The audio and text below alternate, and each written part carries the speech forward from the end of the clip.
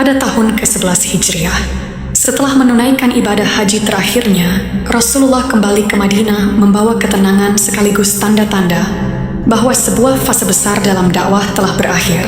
Meskipun usia beliau sudah lanjut, keteguhan dan kekuatan tetap terpancar dari setiap langkahnya. Namun, tak lama setelah itu, suasana Madinah berubah. Rasulullah mulai terserang demam tinggi yang semakin hari semakin berat. Dan di tengah masa-masa sakit itulah, satu tradisi yang selalu terjadi di bulan Ramadan kembali berlangsung.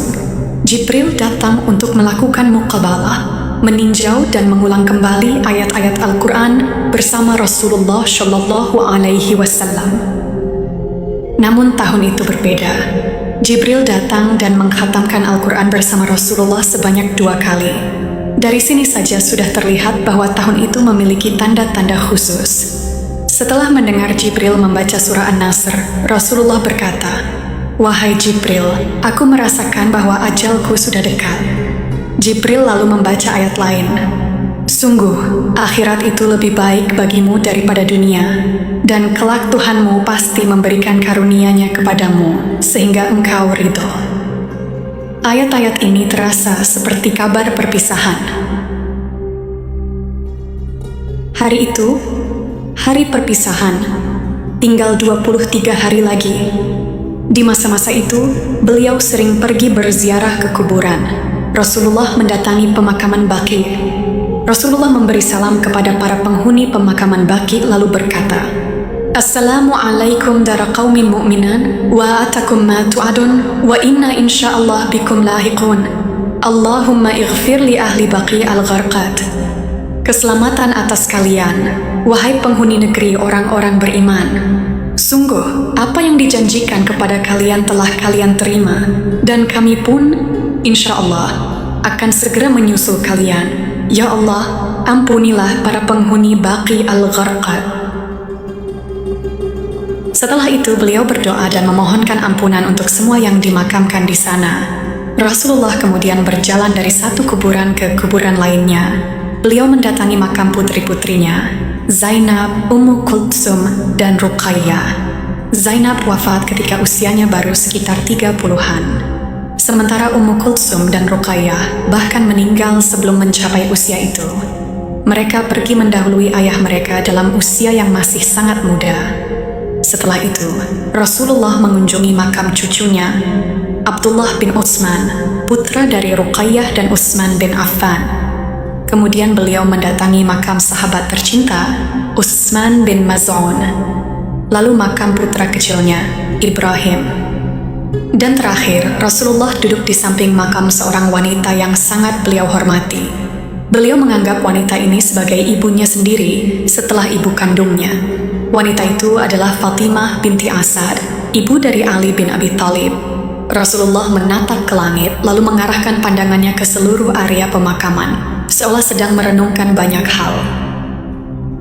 Beberapa saat kemudian beliau berkata lirih, "Alangkah indahnya jika aku bisa melihat saudara-saudaraku datang menuju telagaku. Mereka datang dan aku menyambut mereka dengan cawan-cawan berisi minuman dari telagaku sebelum mereka masuk surga." Para sahabat bertanya, "Wahai Rasulullah, bukankah kami ini saudara-saudaramu?" Beliau menjawab, "Kalian adalah sahabat-sahabatku. Saudara-saudaraku adalah mereka yang belum pernah melihatku, tetapi tetap beriman kepadaku." Rasulullah lalu berkata bahwa beliau telah memohon kepada Allah agar kelak dipertemukan dan diberi kebahagiaan bersama umat yang beriman, meski tidak pernah melihat beliau. Ya, beliau sedang berbicara tentang kita, tentang orang-orang yang mencintainya tanpa pernah melihatnya, tentang mereka yang mengikuti jejaknya.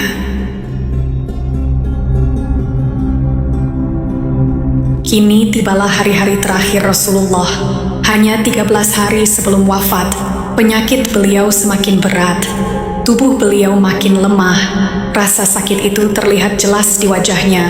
Para sahabat sangat sedih, karena sejak kedatangan beliau, mereka seakan keluar dari masa yatim dalam hidup, masa penuh kebingungan dan kegelapan, dan menemukan cahaya yang menuntun mereka. Sekarang muncul pertanyaan yang menyesakan hati. Apakah mereka harus kembali hidup tanpa beliau?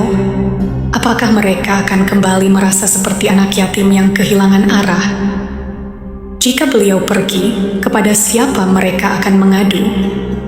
Dengan siapa mereka akan menenangkan hati dan menyejukkan pikiran? Namun dunia ini memang hanya tempat sementara. Setiap manusia hanyalah tamu. Cepat atau lambat, malaikat maut akan mengetuk setiap pintu. Setiap jiwa pasti akan merasakan kematian. Hari-hari itu adalah hari-hari terakhir Rasulullah. Meski tubuh beliau melemah, hati beliau tetap penuh dengan satu hal, umatnya. Dalam setiap doa, dalam setiap air mata, beliau selalu memikirkan kita. Beliau menangis karena takut umatnya tersesat, karena ingin kita selamat. Suatu hari, malaikat Jibril datang dan bertanya, "Wahai Rasulullah, apa yang membuatmu menangis?" Beliau menjawab pelan, "Umatku, wahai Jibril, aku memikirkan umatku." Jibril kemudian kembali dengan kabar yang menenangkan hati. Tuhanmu berfirman, "Pergilah kepada Muhammad dan katakan bahwa kami akan membuatmu ridho tentang urusan umatmu, dan kami tidak akan membuatmu bersedih." Kini tinggal 5 hari sebelum wafat. Beliau tahu akhir hidupnya sudah sangat dekat. Rasulullah ingin meminta halal dan maaf dari para sahabat. Dengan bantuan Ali bin Abi Thalib, beliau pergi ke masjid dan meminta semua sahabat berkumpul. Dan seketika masjid pun penuh. Rasulullah mulai berbicara, "Aku akan menjadi orang pertama di antara kalian yang sampai ke Telaga Kautsar, dan aku juga yang akan menyambut kalian di sana. Aku tidak takut kalian akan kembali kepada kesyirikan setelah aku tiada, tapi aku takut kalian akan terpikat oleh dunia. Kalian akan saling iri, saling membunuh, dan akhirnya binasa seperti umat-umat sebelum kalian."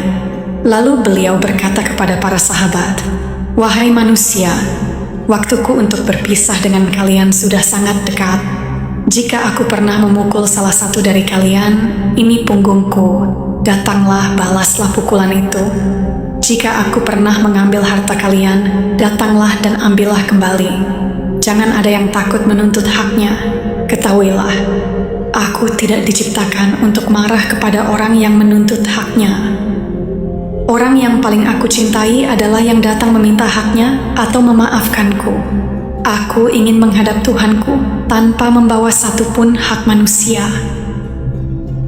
Awalnya suasana hening. Tidak ada satupun sahabat yang berani bicara. Rasulullah mengulanginya beberapa kali, sampai akhirnya seorang sahabat bernama Ukasah berdiri.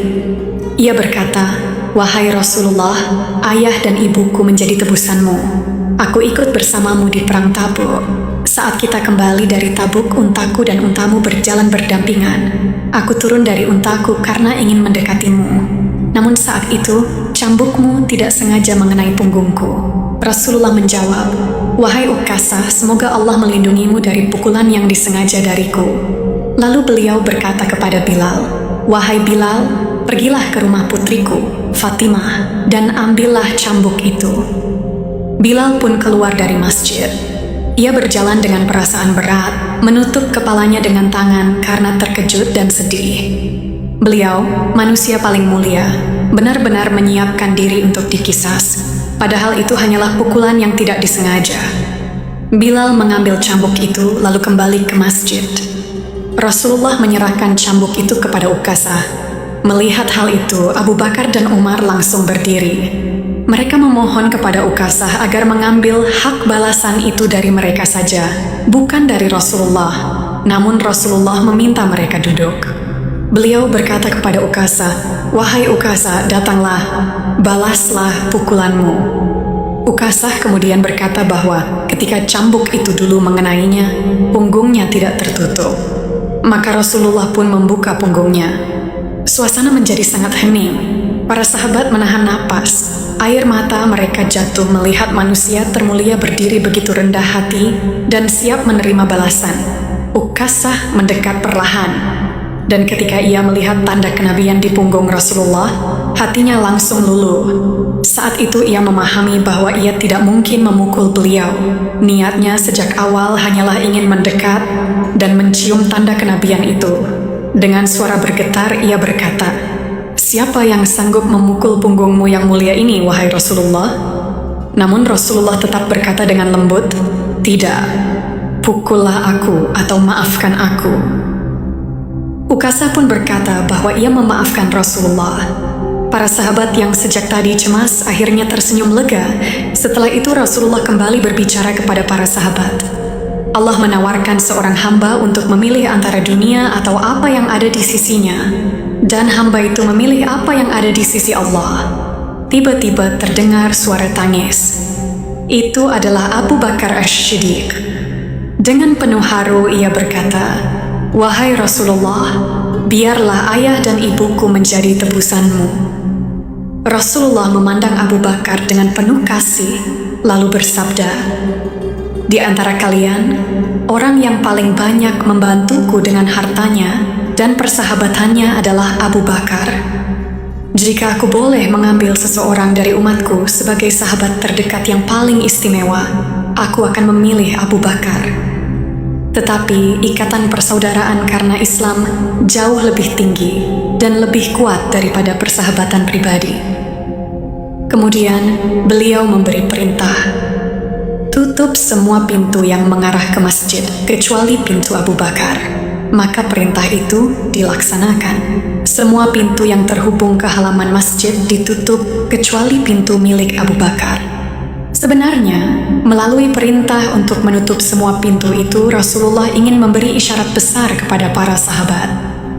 "Jika ada di antara kalian yang berharap memimpin umat setelahku, ketahuilah bahwa semua pintu sudah aku tutup, dan aku memilih Abu Bakar untuk menggantikan posisiku." Sementara itu, demam Rasulullah semakin tinggi. Penyakit beliau makin parah dari hari ke hari. Para sahabat datang bergantian untuk menjenguk, dan banyak di antara mereka yang menangis karena tak sanggup melihat keadaan beliau yang sangat lemah. Suatu ketika Rasulullah bersabda, "Ujian yang paling berat diberikan kepada para nabi, dan kegembiraan seorang nabi ketika menghadapi ujian lebih besar daripada kegembiraan kalian ketika mendapat kenikmatan." Beliau juga bersabda, "Tidak ada seorang muslim yang sakit kecuali Allah akan menghapus dosa-dosanya sebagaimana daun-daun yang gugur dari pohon." Pada hari-hari itu, Rasulullah sudah tidak mampu lagi berjalan ke masjid. Untuk memimpin sholat, beliau dibantu oleh Abbas, Ali, dan Fadl yang memapahnya agar beliau dapat berdiri. Rasulullah akhirnya semakin lemah. Beliau berbaring lama, seperti tidak sadar, hanya sesekali membuka mata. Suatu ketika, beliau membuka mata dan bertanya, "Apakah orang-orang sudah sholat?" Mereka menjawab, "Belum, mereka menunggu Anda, wahai Rasulullah." Beliau berkata, "Suruh Abu Bakar untuk menjadi imam." Aisyah berkata, "Wahai Rasulullah, ayahku sangat mudah tersentuh. Jika ia menjadi imam menggantikanmu, ia pasti menangis dan suaranya terputus. Orang-orang juga akan ikut menangis. Bisakah Anda memilih orang lain?" Namun Rasulullah tetap mengulangi perintahnya, "Beritahu Abu Bakar agar ia yang memimpin sholat." Akhirnya Abu Bakar pun menjadi imam untuk sholat zuhur. Beberapa waktu kemudian, Rasulullah tampak mendapatkan sedikit kekuatan. Dengan bantuan para sahabat, beliau datang ke masjid. Ketika Abu Bakar melihat kedatangan beliau, ia ingin mundur dari posisi imam. Tapi Rasulullah memberi isyarat agar ia tetap di tempatnya. Rasulullah kemudian duduk di samping kanan Abu Bakar, dan Abu Bakar melanjutkan sholat. Itulah sholat terakhir yang dipimpin Rasulullah secara langsung. Setelah itu, sholat-sholat berikutnya dipimpin oleh Abu Bakar. Hari itu adalah hari ke-13 Rasulullah sakit. Pada hari Senin di pagi hari, beliau lahir pada hari Senin, dan kini di hari Senin juga muncul tanda-tanda bahwa saat perpisahan itu sudah dekat. Ketika itu Abu Bakar sedang memimpin sholat subuh para sahabat. Tiba-tiba Rasulullah mengangkat kepala, dan dari pintu rumahnya beliau melihat para sahabat berdiri rapi dalam barisan sholat. Melihat pemandangan itu, hati beliau dipenuhi rasa bahagia yang sangat dalam. Itulah orang-orang yang beliau cintai, para sahabat yang selalu setia, yang rela berkorban dan menghadapi segala kesulitan demi Islam. Betapa berbeda keadaan mereka dibandingkan masa jahiliyah 23 tahun lalu. Dulu hidup dalam kegelapan, sekarang mereka berdiri dengan hati yang bersih menghadap Allah. Mereka telah menerima Islam dan berjuang dengan harta serta jiwa mereka. Melihat mereka seperti itu menjadi kebahagiaan terakhir bagi Rasulullah. Sebab sebentar lagi kesedihan perpisahan akan menyelimuti umatnya. Pertemuan berikutnya hanya akan terjadi di surga. Suatu hari Rasulullah memanggil putri kesayangannya, Fatimah. Dialah satu-satunya anak beliau yang masih hidup saat itu. Dalam akhlak, cara berjalan dan sikap, Fatimah sangat mirip dengan ayahnya. Ketika ia datang, Rasulullah mendudukkannya di sisi kiri dan membisikkan sesuatu ke telinganya. Tiba-tiba wajah Fatimah berubah sedih. Air matanya jatuh tanpa bisa ditahan. Kemudian Rasulullah membisikkan sesuatu lagi. Kali ini Fatimah tersenyum, bahkan tampak bahagia. Aisyah yang melihat kejadian itu bertanya apa yang sebenarnya Rasulullah bisikkan. Dan Fatimah menjawab, "Tadi ayah memberitahuku bahwa beliau akan segera wafat. Itu membuatku menangis. Lalu ayah berkata bahwa akulah orang pertama dari keluarganya yang akan menyusulnya. Itu membuatku tersenyum." Dan benar, 6 bulan setelah ayahnya wafat, Fatimah meninggal pada usia sekitar 20 tahunan. Melihat ayahnya sangat kesakitan, Fatimah menangis dan memeluk beliau sambil berkata, "Ayah sedang merasakan sakit yang sangat berat." Rasulullah memang telah melalui banyak penderitaan sepanjang hidupnya, bahkan pernah disakiti dengan cara yang sangat kejam oleh kaum musyrik. Namun kini, waktunya hampir tiba untuk beristirahat dari semua rasa sakit itu. Rasulullah menatap wajah putrinya dan berkata dengan lembut, "Wahai putriku, setelah hari ini ayahmu tidak akan merasakan sakit lagi. Kematian yang tak akan melepas siapapun, kini telah datang kepada ayahmu." Rasulullah sedang berada di perjalanan terakhirnya. Nabi yang diutus sebagai rahmat bagi seluruh alam ini, yang selalu memikirkan umatnya, yang menanggung banyak cobaan demi menyebarkan Islam, yang hidupnya menjadi teladan terbaik, kini berbaring di ranjang wafatnya. Kita sudah membahas begitu banyak tentang kehidupan beliau. Beliau adalah seorang nabi yang bahkan sebelum lahir pun sudah yatim. Ibunya wafat ketika beliau masih kecil. Hidupnya dipenuhi kesulitan demi kesulitan, ujian demi ujian. Dan ketika wahyu pertama turun, itu terjadi saat beliau sedang bertafakur di Gua Hira. Beliau tidak tahu apa yang sedang terjadi. Dengan gemetar, beliau segera pulang ke tempat yang selalu menjadi sandarannya, Khadijah. Disitulah awal tugas kenabian dimulai. Sejak saat itu, perjuangan berat selama 23 tahun pun berjalan. Pada masa-masa awal, Rasulullah menghadapi banyak sekali siksaan dan tekanan. Dan ketika beliau melihat para sahabat disakiti karena mempertahankan iman, hatinya ikut terluka. Mereka disiksa dengan cara-cara yang tidak masuk akal hanya karena mereka menolak meninggalkan Islam. Selama 3 tahun penuh, Rasulullah dan keluarganya diboikot, diputus hubungan sosial, tidak boleh berdagang, dan dibiarkan kelaparan serta kehausan. Namun beliau tetap tidak menyerah. Ketika masa berat itu berakhir dan sedikit harapan mulai terlihat, datang cobaan yang lebih menyakitkan. Dalam waktu berdekatan, beliau kehilangan 2 orang yang paling dicintainya. Pamannya, Abu Thalib, yang selama ini menjadi pelindung terkuat, dan istrinya Khadijah, yang selalu menjadi penenang dan pendukung terbesar. Setelah itu, demi mencari tempat baru untuk berdakwah, beliau pergi ke Taif. Namun di sana, beliau justru dilempari batu sampai tubuh beliau terluka. Jika beliau mau, Allah bisa saja menghancurkan penduduk Taif. Tapi Rasulullah, Nabi yang penuh kasih sayang, tidak menginginkannya. Meski dicoba dengan cobaan yang begitu banyak, Rasulullah tidak berhenti berdakwah. Beliau akhirnya hijrah ke Madinah.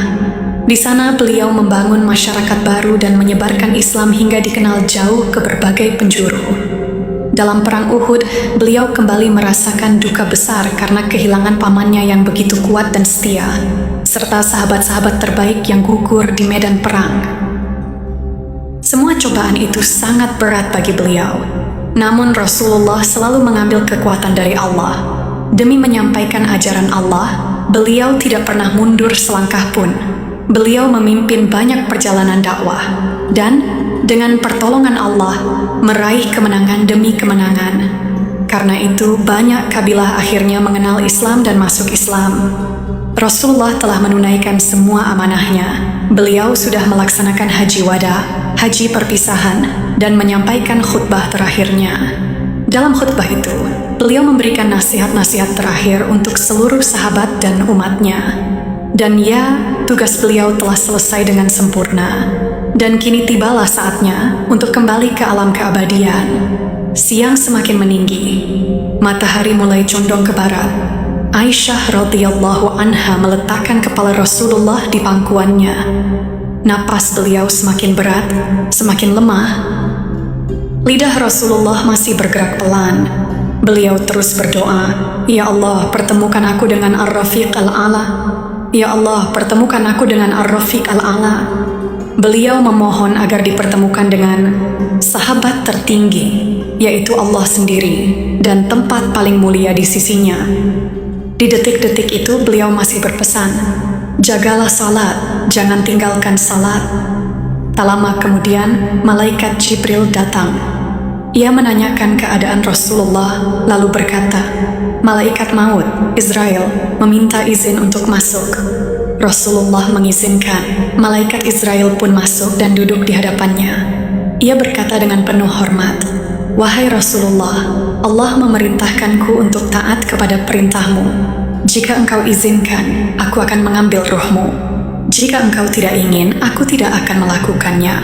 Rasulullah menoleh kepada Jibril. Jibril berkata, "Wahai Rasulullah, para malaikat tertinggi di langit telah menantikanmu. Para malaikat telah lama menunggu kedatangan manusia paling mulia ini." Rasulullah berkata, "Wahai malaikat maut, lakukan tugasmu." Di samping beliau ada wadah berisi air. Beliau memasukkan tangannya ke dalam air itu, mengusap wajahnya dan mengucap, "La ilaha illallah." Kemudian beliau mengangkat tangannya ke langit. Dengan suara yang mulai melemah, beliau terus mengulang, "Ya Allah, Ar-Rafiq Al-A'la, Ar-Rafiq Al-A'la." Dan pada usia 63 tahun, Rasulullah menyerahkan ruhnya kepada Allah. Beliau menghembuskan napas terakhir dengan tenang. Fatimah radhiyallahu anha langsung menangis keras.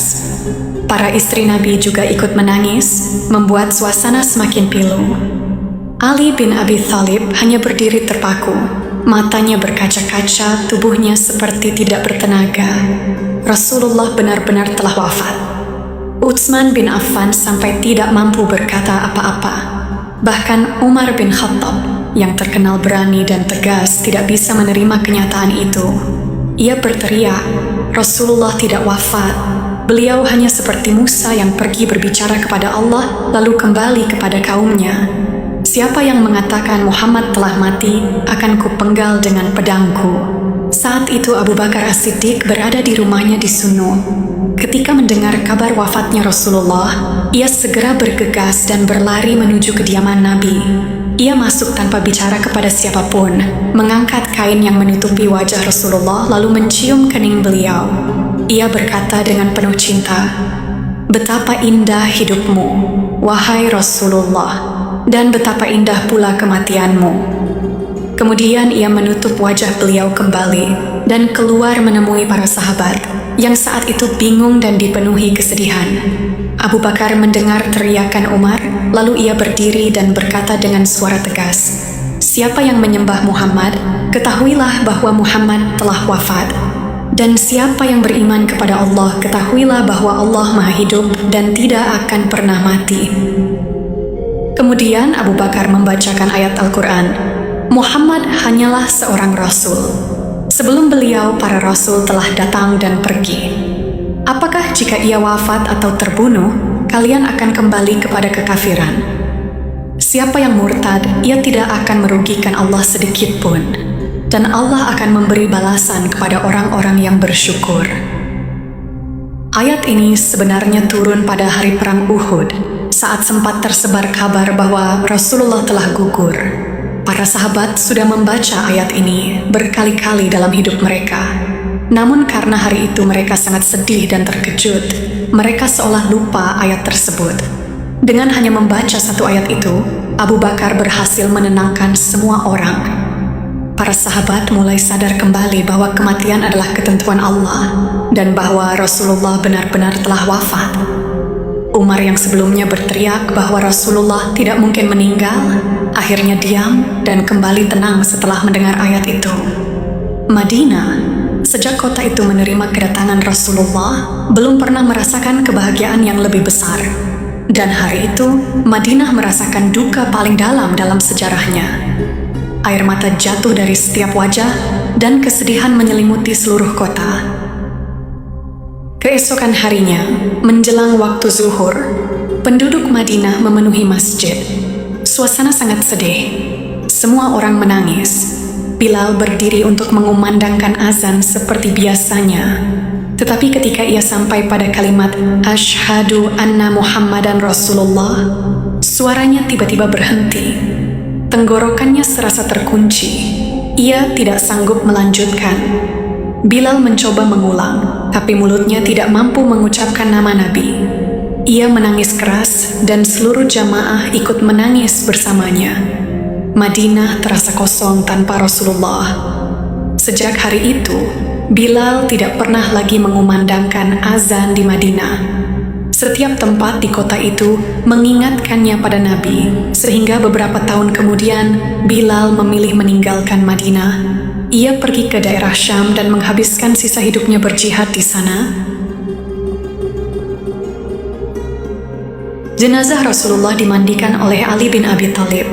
Saat dimandikan, tubuh beliau mengeluarkan aroma wangi seperti mis harum yang belum pernah dicium siapapun. Pada hari Selasa menjelang siang, proses memandikan dan mengkafani selesai. Para sahabat datang bergantian untuk mensholatinya. Rasulullah pernah bersabda bahwa para nabi dimakamkan di tempat mereka wafat. Karena itu, atas keputusan Abu Bakar, beliau dimakamkan di kamar Aisyah, tepat di tempat beliau menghembuskan napas terakhir. Rasulullah tidak meninggalkan harta dunia. Beliau hanya memiliki sebilah pedang dan seekor bagal. 2 tanah miliknya pun sudah beliau wakafkan sejak sebelum wafat. Beliau pernah berkata, "Kami para nabi tidak mewariskan harta. Apa yang kami tinggalkan adalah sedekah." Bahkan baju zirah beliau masih digadaikan kepada seorang Yahudi karena beliau pernah meminjam gandum. Siapa saja yang belum pernah melihat Rasulullah secara langsung, cukup melihat keadaan ini untuk memahami betapa sederhana dan zuhudnya kehidupan beliau. Namun meski tidak meninggalkan harta, beliau meninggalkan warisan yang jauh lebih besar dan berharga bagi umat manusia, Al-Quran dan Sunnah. Beliau telah menunaikan semua tugasnya. Sekarang kita yang meneruskan perjuangan itu. Panci dakwah sekarang ada di tangan kita. Kitalah yang harus menjaganya, mengangkatnya, dan menyebarkannya ke seluruh dunia. Ini bukan waktu untuk hanya diam. Panji itu menunggu kita untuk bangkit dan membuatnya berkibar kembali. Dunia sedang menunggu cahaya kebenaran, menunggu keluar dari kegelapan menuju cahaya iman dan Al-Quran. Banyak jiwa sedang tersesat, kehilangan arah. Padahal kita memegang obatnya. Lalu sampai kapan kita akan tetap diam? Bukankah sudah waktunya kita mulai melangkah? Engkau hidup untuk umatmu, wahai Rasulullah. Lalu, kita hidup untuk apa? Engkau begadang demi keselamatan umatmu, sementara kami sering hanya memikirkan diri sendiri. Engkau tidak pernah berhenti berjuang, bahkan di saat cobaan paling berat. sedangkan kami sering goyah hanya karena masalah kecil. Padahal Engkau pernah berkata bahwa Engkau merindukan kami. Engkau menyebut kami sebagai saudara-saudaramu. Tapi, apakah kami layak menjadi saudaramu? Apakah cukup hanya mengaku mencintaimu? Ataukah harus dibuktikan dengan mengikuti sunnah dan teladanmu? Sekarang saatnya bangkit. Saatnya menjadi umat yang Engkau harapkan. Umat yang membuatmu bangga pada hari kiamat. Wahai Rasulullah, kami berjanji menjaga jalanmu, dakwahmu, dan warisanmu. Hari ini kami berubah. Hari ini kami mulai menghidupkan teladanmu dalam kehidupan kami. Hari ini kami melangkah untuk menjadi saudara-saudara yang Engkau rindukan. Ya Allah, jadikan kami umat yang layak bagi kekasih-Mu. Salawat dan salam tercurah untukmu, wahai Rasulullah, rahmat bagi seluruh alam.